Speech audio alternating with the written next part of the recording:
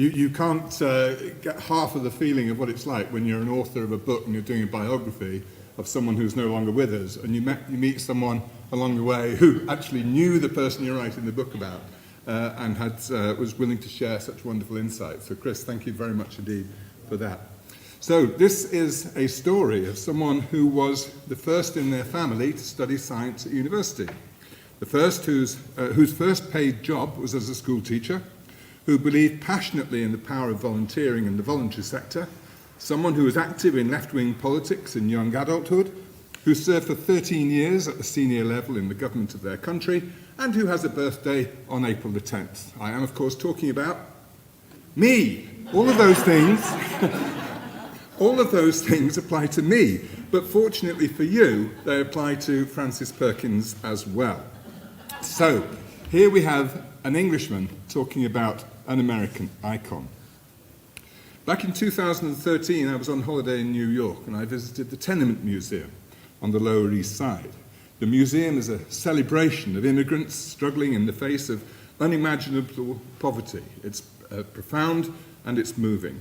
I bought a book there called Triangle by David von Drehl, which described an episode in history of which I was previously unaware. The 146 deaths in the Triangle factory fire of March 26, 1911. The next day, I stood in Washington Square reading a plaque on what's now the Brown Building of New York University. In the early 20th century, economic forces had pushed sweatshops ever upwards onto the higher floors of New York skyscrapers to reach the daylight, where ruthless employers exploited immigrants on poverty pay, unprotected by laws on factory safety. Such a fire was inevitable. Several times in his book, von Drehl mentions Francis Perkins. She had watched the victims plummet from the highest floors onto, even through, the sidewalk upon which I then stood. Over the next few years, I read Madam Secretary by George Martin and the more recent The Woman Behind the New Deal by Kirsten Downey, both excellent accounts of the life of a woman about whom their authors clearly and rightly cared passionately. But I felt they were just that. They were accounts. There was little interpretation, and the books, because they were aimed understandably at an American audience, assumed that the reader would recognize the key characters in the story, and thus the significance of Miss Perkins' interaction with them. Well, I have to tell you that the average Brit on the other side of the pond might recognize the name Roosevelt. They may not recall that there were two presidents of that name or be able to distinguish between them. They might understand New Deal, but couldn't deliver more than a sentence about it. And certainly, the vast majority of Brits could not name anyone in FDR's cabinet, nor would they know that US cabinets are appointed and not elected like ours are. Mention Kennedy, and they will say, "Ah, yes, JFK." Older folk might recall that Jack's father, Joe, was ambassador to Britain at the start of World War II, but who remembers the more significant contribution of his successor, John Wynant? I mention this because within the Roosevelt White House, Wynant was known as "your man, Francis." More about him later. The Perkins story was so powerful, meaningful, and relevant to today, including in Britain, where we desperately need a New Deal to invigorate our economy in the face of a decade of non-interventionist government and post-Brexit depression, that it should be told to the widest possible audience. So I did my homework. I read many books about the period, including Francis's own biography of Roosevelt, a biography of Al Smith, and the Wynant Diaries, to name but a few. I trawled the internet, learning a bit more about America, reading 5,000 pages of Francis's oral history on the Columbia University website. I even tracked down a copy of People at Work, her 1934 publication, in the British Library, which I read in a single day. And on 2019, I came back here. I omitted both Washington and New York City, but in 22 days, I visited 19 places associated with the life of Francis Perkins in New York State, Massachusetts, and Maine. I visited Worcester, her childhood home, where a library is named after her, and met a playwright who'd written about her life. I visited Mount Holyoke, her alma mater, home to one of her archives, where I held her handwritten physics notebook and a small card announcing her 1913 marriage to Paul Wilson. I took a trip to Lake George for a 5-hour conversation with Chris, as you've heard, exploring his memories of Miss Perkins and his lifetime of reflecting upon her. I visited Letchworth Park to marvel at both nature and the Civilian Conservation Corps. At Cornell University, I found 30-year-old typescripts of conversations with people who remembered her, including her daughter, Susanna. I saw Cornell's Telluride House, where a young Chris had shared accommodation with Frances in the early 1960s. I saw her celebrated in the National Women's Hall of Fame at Seneca Falls. And here, at the Roosevelt Museum, I marveled at the status that America affords the Presidential Museum and found her fingerprints all over it. And of course, I visited Albany. I stood in the very chamber where Frances first set eyes on Assembly Member Al Smith in 1911. The rest of that is, as they say, history. In the Albany Museum, I skimmed through 4 volumes of the report into the Triangle Fire, which was Frances's arrival on the public stage, and enjoyed a fascinating visit to the town of Rome. Several versions exist of how Junior Industrial Commissioner Perkins resolved the copper workers' dispute of 1919. It was a very significant moment, testing her skills of diplomacy, tact, and manipulation, of which she was a master.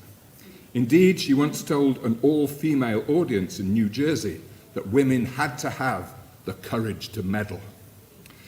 Very simply, Rome's largely Italian copper workers were non-unionized and had lost their wartime bonus as demand for copper fell. Their strike was solid. In Albany, the governor was more worried about the impact on the Russian Revolution on New York City, where anarchist bombings were rife. He was ready to send troops to quell the Rome strike, but Frances stopped him using excessive force, visiting the town at least twice, including once with the senior industrial commissioner, her attractive boss, John Mitchell. Frances had acquired dirt on a leading employer, who happened to be, the baddies always are, an Englishman called Spargo. She deployed her asset with lancet-like precision to bring the bosses back to the table and the dispute to an end. Within weeks, Mitchell had died of pneumonia. 40 years later, she described him as one of her favourite people, quote, a very easy man to love. We know nothing of any relationship they may have had outside their 2 unsatisfactory marriages, though we do know they travelled on overnight trains together. Back in Rome, those copper factories are still there. I went and saw them again last week. Derelict, close by streets which are still known as Little Italy. I visited the City Museum in 2019 to discuss with the curator what had happened in his town exactly 100 years earlier. They sent a woman, he said? Are you serious? That's what she was up against throughout her life. Famously, she said that being a woman had only ever been a problem when climbing trees in a skirt. I suspect that she simply ignored the more grown-up problems of being a woman in a man's world. In the 1930s, Frances would befriend Margaret Bondfield, Britain's Minister of Labour and our first female cabinet minister, appointed some years before Frances. Being an Anglophile, however, was not always popular in American high society of the 1930s. Roosevelt was an accomplished fence-sitter politically. He got a lot of practice until Hitler and the Axis forces pushed him to decide in favour of Britain. But Frances was unapologetically pro-English. Much of her formative experience in Chicago and New York City came from the settlement house movement, which had its origins in Toynbee Hall, London. Through settlement houses, she not only met the legendary Jane Addams, but also the young Eleanor Roosevelt, Harry Hopkins, maybe even Benny Goodman. Not to mention Robert Moses, so we won't.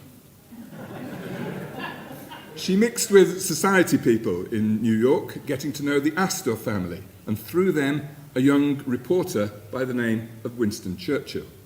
She met the secretary of Toynbee Hall, a chap called Clement Attlee, later to become Britain's post-war Prime Minister. Around this time, she became involved in a school of English Christian thought known as the Oxford Movement, the forerunner of today's Christian socialist movement. In 1933, Frances visited Somerset House in London to learn about the British social security system. The experience was invaluable. We're not doing it like that, was her robust conclusion. She was not only pro-British, but pro-European and fluent in French. Through her visits to Europe in the 1930s, she understood better than most Americans what was happening on the ground in Europe. In the days leading up to Pearl Harbor, Roosevelt found such insights invaluable. Such global values informed her single-handed rescue of the International Labour Organization, the ILO. She had placed John Wynant, yes, him again, in the ILO in Geneva, in Switzerland, first as deputy director and later as director. But by 1939, a trade union organization so close to German-occupied France was no longer safe. But Roosevelt put his foot down. Helping trade unionists to safety was too interventionist. It looked to be too pro-communist. He refused to provide sanctuary. Francis thought that leaving Wynant and his international team to the mercy of anti-trade union Nazis was a betrayal of her man. So she freelanced and finding refuge for the ILO at McGill University, Montreal, Canada. It was not just communists that caused Roosevelt grief. Whilst Francis believed that her responsibilities at the Labour Department should never have included immigration in the first place, it frustrated her that she could not run immigration as she saw fit.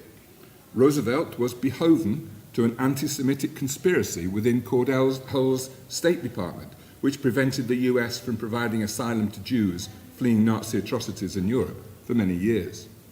Behind the scenes, Francis worked with the only Jew in the cabinet, Henry Morgenthau, to expose the agenda of Breckinridge Long at the State Department.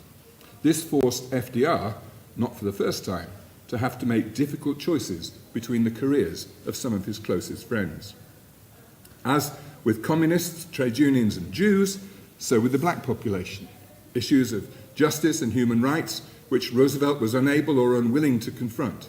Harold Ickes was Francis's key cabinet ally on civil rights, but she set the agenda by banning apartheid in Labour Department canteens on day one and appointing a black person to a senior position in the US government for the first time.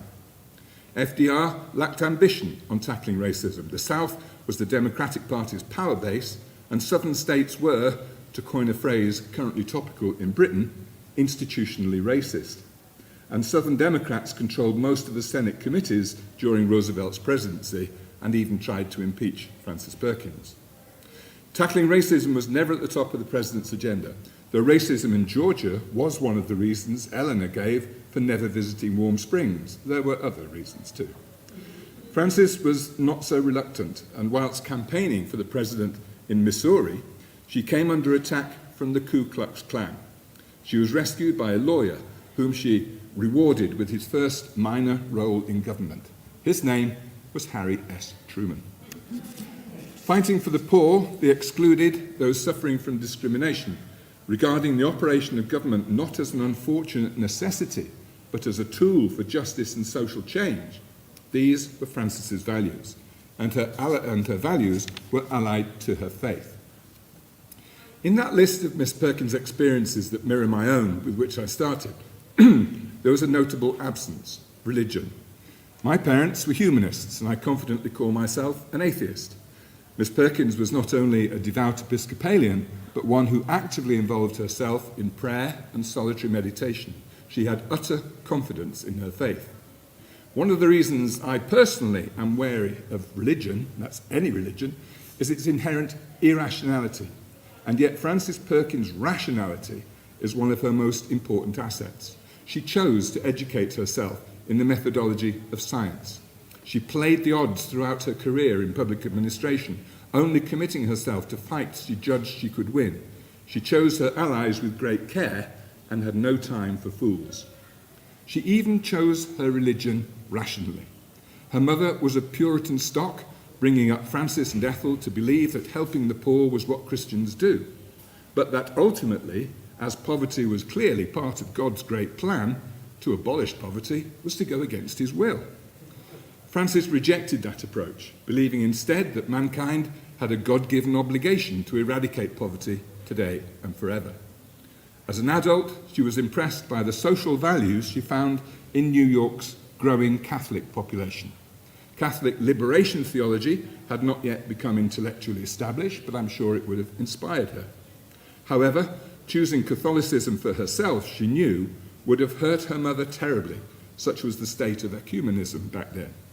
Instead, rationally, she aligned herself with the mainstream Episcopalian Church, albeit on its Catholic wing.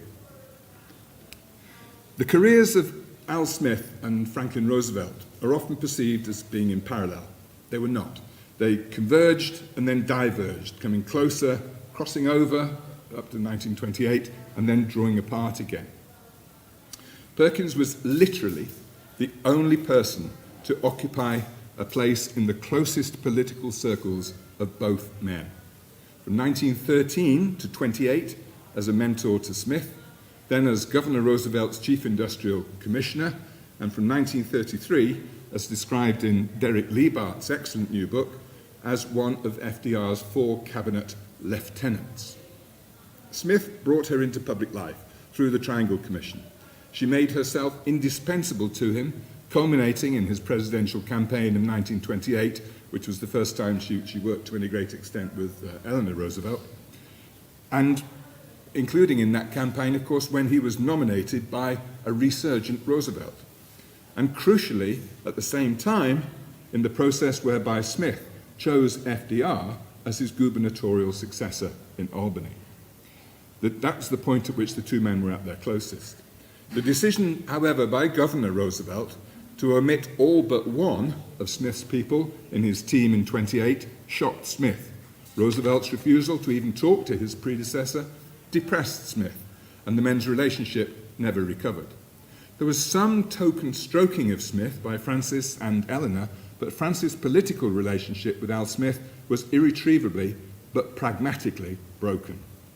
The extent of that divergence, as Smith veered to the right under the influence of big business, was clear when he campaigned against key elements of the New Deal. And yet there was little new about the New Deal. It evolved directly from policies that Smith himself had implemented under Francis's guidance during his years as governor. As Smith moved to the right, by adopting Keynesian economics, Roosevelt swerved to the left. That was another reason why I felt I needed to write this book. Incidentally, Francis talks of how very impressed Roosevelt was with Keynes, very pleased to have met him, very keen to work with him, just didn't really understand what he was talking about. Brits, by and large, don't understand American politics. They assume that Republicans are like our conservatives. Democrats are perhaps soft-left social democrats. And although Reaganomics or Obamacare both tend to reinforce these perceptions, the whole doesn't quite stand up to scrutiny. Tell a British person that slavery was abolished by a Republican president, not a Democratic one, and that the politics of, say, George Wallace found a home in the Democratic Party, and they'll be surprised on both counts. Unlike the Republicans, support for US Democratic candidates can be found in all 3 of Britain's major political parties. An important element omitted from earlier biographies of Miss Perkins is her legacy, the people and the policies that she left behind. Let's look at some of those people. I've already mentioned how she set Harry Truman on the road to the White House and found Harry Hopkins in the world of New York charities before having him deliver New Deal-type job creation in the city. And although Hopkins didn't meet Roosevelt until later, within a few years the younger man was regarded as the president's obvious successor, despite losing his second wife and half of his stomach to cancer. But that wartime relationship, in which Hopkins was so important, between the leaders of Britain and America also owed much to John Wynant as US ambassador, 1941 to 46. Wynant again. Your man, Francis. Back in 1931, he'd been the Republican governor of New Hampshire who implemented the economic policies that he'd seen Francis develop in neighboring New York. She had him in to head the new Social Security Board following her milestone 1935 Act. And when Wynant was told to get close to Churchill, he did. His affair with Prime Minister's daughter and subsequent divorce were factors in his suicide of 1946, coincidentally, I'm sure, on Francis Perkins' birthday. Frances was not responsible for US international relations, of course, but she advised Roosevelt to base this new idea of his, the United Nations, on Winant's ILO. Roosevelt, as ever, was non-committal, though he agreed to pitch her idea to Churchill, who was in town. Typically, he forgot, so Perkins did it herself at the dinner the next day. After the meal, where Frances rekindled her acquaintance with Churchill from 40 years earlier, almost 40 years, FDR had still not committed. So, en route to a viewing of Pathé News in the White House cinema, she blocked the corridor, preventing the president's wheelchair from passing. "Mr. Churchill," she said, "will you support my proposal for the structure of the United Nations?" "If the boss says so," grunted Churchill. Roosevelt nodded. The structure of the UN was decided. Winant was succeeded as ambassador by Averell Harriman, and we cannot tell the story of Frances Perkins without mention of his sister, Mary Harriman Rumsey. No evidence of anything other than a platonic bond between Frances and Mary exists. We know that they were very close and cohabited in Washington, effectively in a Boston marriage. This is a relationship in which professional women, hampered by male attitudes to women in the workplace, found economic advantage in cohabiting with another woman and professional advantages in not having to play the subservient role of wife. We also know that Mary, a rich railway heiress, lost all of her personal correspondence in a fire, and that Frances deliberately had her own destroyed. And we know that Mary was beautiful. Several observers, including F. Scott Fitzgerald and Frances herself, had commented publicly on her good looks. And we know that Frances had a long, but not necessarily happy, marriage to Paul Wilson. For most of their many years together, he was institutionalized while she was living in a different city. Even when spending time together, at home or at the brick house in Maine, Paul's mental condition would have mitigated against a fulfilling relationship. The couple spent little time together until she left government in 1945 for the final few years of his life. Back in 1934, however, they were effectively estranged. Now, both of those earlier biographies relate in great detail both Mary's 1934 riding accident and, of course, the 1935 Social Security Act. But you need to see those two stories together and see what happens when you put one template on top of the other. Frances Perkins was a fastidious, effective, and wise administrator. She had a reputation for delivering the government's goals. Reliability was her middle name. The fact that the final draft of the Social Security Bill was weeks late in arriving, nearly scuppering the entire government legislative timetable very early in 1935, was very un-Perkins. Mary had fallen whilst following a hunt in November 1934, with her horse falling on top of her. Hospitalised for weeks with broken bones, she was recovering, but when pneumonia set in, she took a turn for the worst. For the last 2 weeks of Mary's life, she died on December the 18th, 1934, Frances was literally at her bedside. She was barely seen in the Department of Labour during that critical 2 weeks for the Social Security Bill, missing meetings and deadlines, letting people down in a most untypical way. She was with Mary as she died and was afforded close family status at the funeral. At no other time in her long career was Frances so distracted and ineffective. The only explanation can be the devastation caused by the death of someone she truly loved. Nor has there been that much study of Frances Perkins' long-term political legacy. In absolute terms, it may be modest, but in the context of the times in which she was active and the length of time her ideas have persisted, it's exceptional. On Roosevelt's instruction, her social security system was to be revenue neutral, unlike in the UK, where it's subsidised by the taxpayer. That rule is still observed today. The adequacy, or otherwise, of America's social security relates to the number of dollars raised to invest in it, not in her operational structures, which remain sound. Frances introduced a federal minimum wage. Legal thresholds below which hourly pay shall not fall were not new. New Zealand had one 50 years earlier. Some US states already had one, but it was new to federal USA. At that time, the minimum wage made a real difference to the poorest in the country, not least, as Francis was no doubt aware, to the otherwise abandoned southern black population. Today, the US federal minimum wage is wholly inadequate, only half of the level of the best 4 or 5 state minima, half of the level of ours in the United Kingdom, although we've only had one since 1998. But at least this safety net exists because of her. Nor were bans on child labour new in the 1930s, but Miss Perkins laid down a comprehensive policy, tough federal laws with only the minimum of reasonable expectations for the very first time. With that law almost unchanged today, America has the toughest legal protection of children in the workplace anywhere in the world. Equal pay for women, trade union rights, limits on working hours, and a revolution in the field of factory safety, her first political passion, were all built into statute by Francis. The fact that in many of these fields America might no longer lead the world is not due to her. She created a framework which did, and which could still, set the standard for other countries to follow.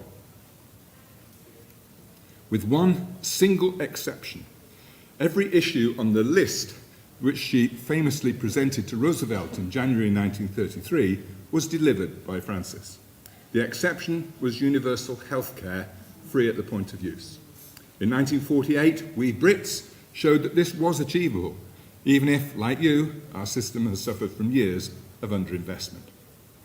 Anyway, I was telling you about my Francis Perkins-themed holiday, and I seem to have got a bit distracted. So, leaving New York State, I headed for Augusta in Maine. In 2011, Governor LePage ordered a painting to be removed from the State Department of Labor offices because he said it was too North Korean, too anti-business, and it portrayed, quote, that communist woman, unquote. Rather than destroy the artwork, the authorities put it into storage. Only a few people can be identified individually on the painting's 11 panels. In number 8, there are the small silhouettes of Franklin Roosevelt and the trade unionist Rose Schneiderman. They are behind the prominent and obvious image of Frances Perkins, complete with her tricorn hat. 2 years later, following a successful lawsuit, the painting was returned to the public domain in the State Library, a much more appropriate, proud space. My tour ended at the Perkins homestead in Newcastle, Maine. I signed up for a rare open day where I was treated like visiting royalty. I enjoyed the full tour and no fewer than 3 public group discussions, accompanied by the Francis Perkins Centre's chair, Sarah Peskin, and Tomlin Coggeshall, Francis's grandson. Tomlin remembers her bribing him with ice cream to attend church with her in the early 1960s. At the end of that busy day, after a bizarre few minutes lifting wood into a car at the request of some campaign team, Tomlin was my host at an event, and through him I met more people who remembered his grandmother's magnetic presence. The next day, Tomlin persuaded me, the atheist, without the help of ice cream, to join him at St Andrew's Church in Damariscotta. The congregation was clearly proud of their most famous member. Her icon marks her rightful elevation as a saint in the Episcopalian Church. The icon recognises that Francis, quote, sought to build a society in which all may live in health and decency. Who can say fairer than that? It certainly describes my own lifetime commitment to political change, if at a more modest level than Francis achieved. Tomlin told me that in 1980, in his 20s, he found himself in Washington, standing next to President Carter at the Department of Labor headquarters as it was renamed the Francis Perkins Building. Only then did he realize how important his grandmother had been. Before returning home to write my book, I stopped by a plain graveyard in Newcastle. There, with no fuss or frills, stand 2 plain white slabs. One is the simple gravestone of Paul Caldwell Wilson, 1876 to 1952. The other marks the resting place of Frances Perkins Wilson, 1880 to 1965, the only public use of her married name that I'd ever seen, Secretary of Labour of the USA, 1933 to 1945. Weeks after I got home, I read a New York Times report of Elizabeth Warren launching her campaign to become the Democratic Party's presidential candidate. She was standing in Washington Square, close by the site of a triangle factory fire, behind a lectern a bit like this, which I knew had been made with wood symbolically collected from the Perkins estate in Maine and put into the boot of a car by me.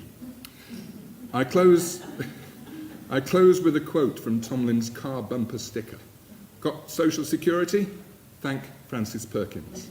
Francis, thank you for everything, not just from America, but from the world. Thank you.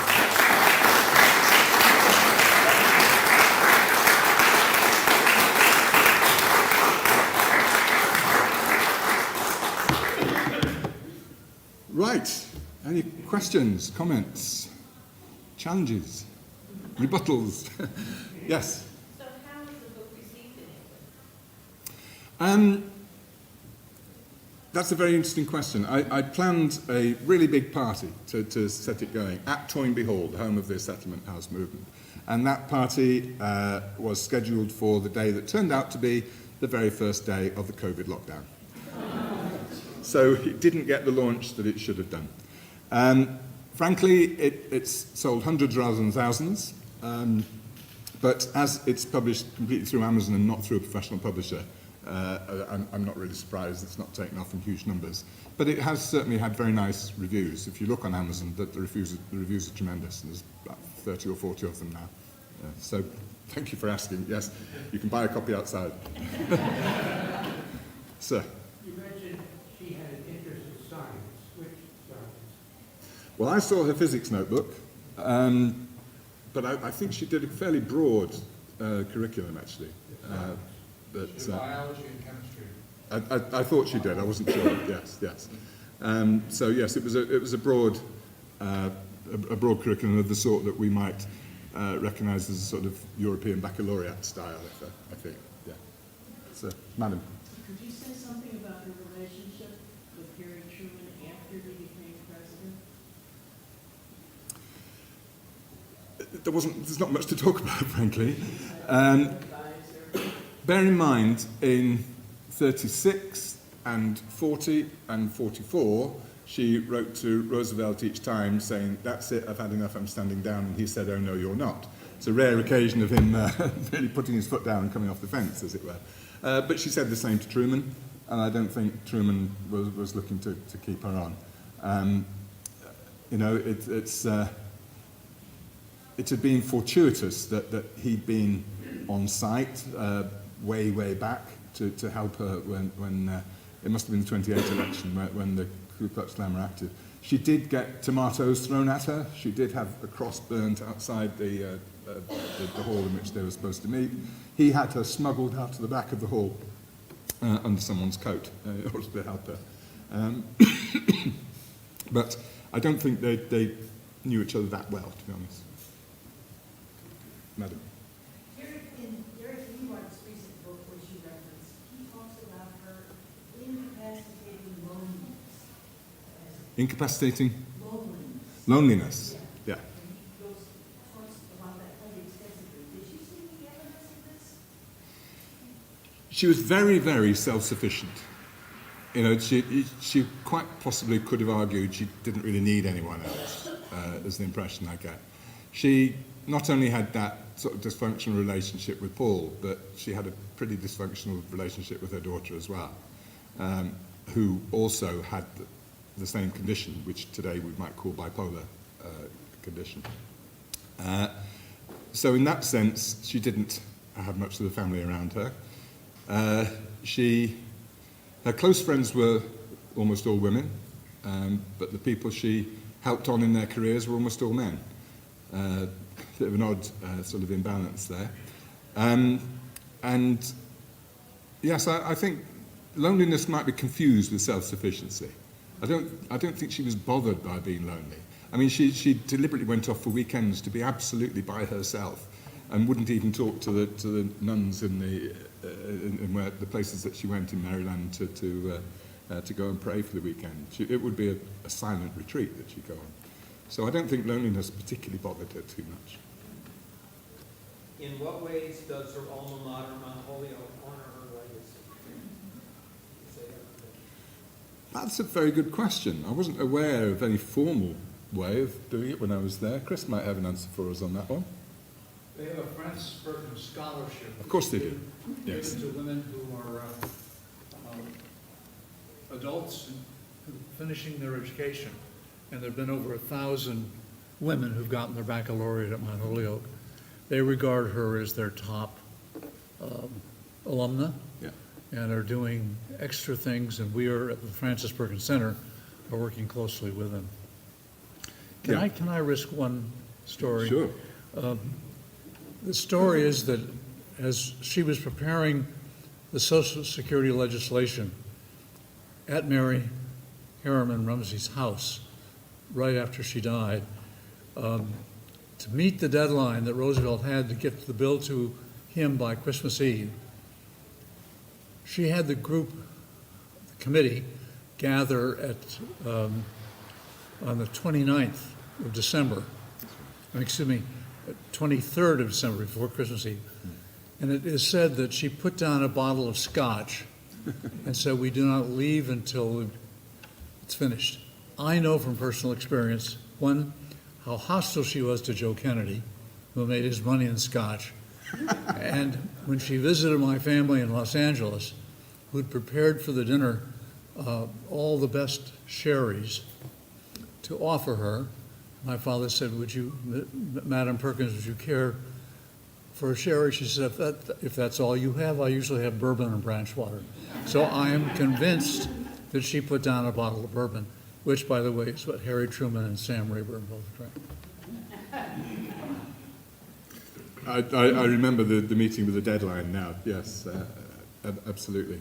And bourbon's come into her life quite a lot. Any more? I'm sure, and you're gonna get signing, I want to get one signed myself. What were her parents like? How did she develop to become who she became? Her father had a stationery business in Boston, and it was moderately successful. But going back in history, she was related to No Taxation Without Representation, Otis, through her mother's family. And her grandmother her mother seems to have been the dominant partner in that family. And she, as I say, would assiduously give food to the poor, give clothes to the poor, but wouldn't do anything that risked actually helping stop them being poor. And that was something which they had arguments about as a teenager and so on. I'm not sure that her parents played much of a role in her adult life, to be honest. No, Chris is nodding. Sorry? Ethel was a bit younger. The brick house in Maine had been in the family, been her mother's family some generations. It's a lovely place, set in lovely grounds by the Mariscotta River. The family had originally made their fortune making bricks, and you can still see down by the river where they would have puddled the clay and so on. And the only time I really came across Ethel in the story was that there was a point at which Francis bought out Ethel's share of the brick house. And that was really so that Paul would have somewhere to go in later life to be alone and to recover, well, not recover, but help him cope with an unstressful approach to managing his mental condition. Chris has got another about Ethel, hopefully. Grandmother, yes. Oh, she was a real spirited person. And her grandmother was the sister of Oliver Lewis Howard, Yeah. who was the Civil War general for whom Howard University was named. He was head of the Freedmen's Bureau. So she, as a teenager, took dictation from him because he lost his arm in the Civil War. So the James Otis of No Taxation Without Representation and General Howard, those were linkages for her historically, much more than her parents. Yes, no, and that is all in the book. I just didn't have it all in my head at the moment. Madam. Could you talk a bit about the relationship between Eleanor Roosevelt and Francis Perkins, since they had many common interests? Yes, they did meet in the early part of the 20th century through the Settlement House movement, both working in New York, both with charities. But they didn't become close friends at that time. The first time they really worked together was the 1928 campaign for Al Smith as presidential candidate. And Frances did say, late on in her life, in her memoirs, she says that her biggest regret was not having tried harder earlier to bring Eleanor in as a close friend. You know, she missed out on having Eleanor as a close friend until later on. And how close they were later on, again, can't find a lot of evidence that there was much relationship after 1945. But in 1945, Frances describes a scene where they're sitting in the White House, Eleanor and Frances. They're sitting on packing cases because the removal men have come in to take the Roosevelt furniture out. And Eleanor is crying. And she says, Eleanor tells Frances, this is the first time I've cried since Franklin died. So, you know, they were close enough that Eleanor was able to share that with Frances.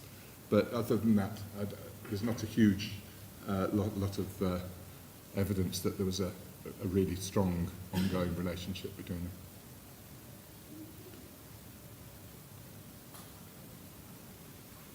Any more?